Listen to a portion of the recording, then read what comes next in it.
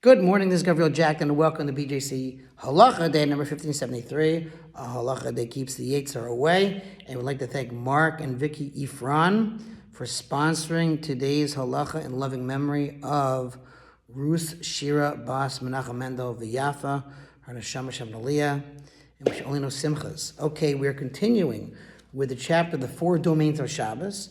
Once again, there's one of the 39 malachas prohibited activities on Shabbos is carrying, but specifically carrying from a private domain to a public domain, or public domain to private domain, or carrying 4 amos, about 8 feet, in a public domain.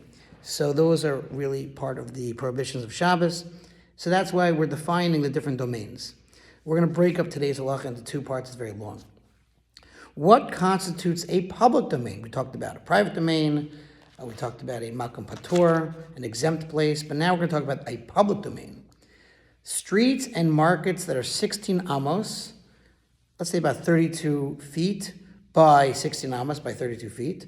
For that was the width of the road in the Levite camp in the wilderness. Additionally, roads that are used for travel from one city to the next and are 16 amos wide, again 32 feet, are considered a public domain. Some areas that do not have the characteristics of a public domain in their own right are nevertheless considered a public domain because they are subordinate or auxiliary to the public domain. In addition, anything that is in the public domain and is not 3 tefachim higher than the ground, and again, tefach is about a fifth, so let's say about a little more than 3 inches, so it's a little bit less than, let's say, 10 inches, right? So anything that's in a public domain, but it's less than that 10 inches, even a pile of thorns or excrement upon which people generally do not trample is nevertheless subordinate to the ground and is considered a public domain. The same applies to a hole in the ground of the public domain, as long as it is not 3 tefachim deep, right? So it's about 9 inches deep, that's fine, it's still public domain. More than that, 10 inches, like we said, that would be a problem, would be something else, so we'll talk about that. But if it's less, then it's considered a public domain.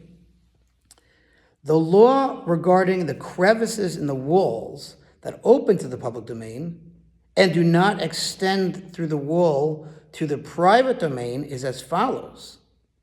If the crevices are a height of less than 3 tefachim above the ground, they are auxiliary to the public domain, and they are thus considered a public domain. If they are above 3 tefachim from the ground, this is where it gets a little complicated, their status is determined based on their interior dimensions as follows.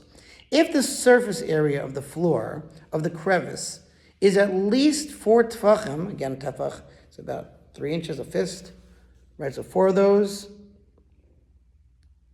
If the surface area of the floor of the crevice is at least 4 tefachim by 4 tefachim, and it is less than 10 tefachim above the ground, it is a carmelis. We're going to learn more about a carmelis, God willing, tomorrow or the next day, but that's the other type of domain.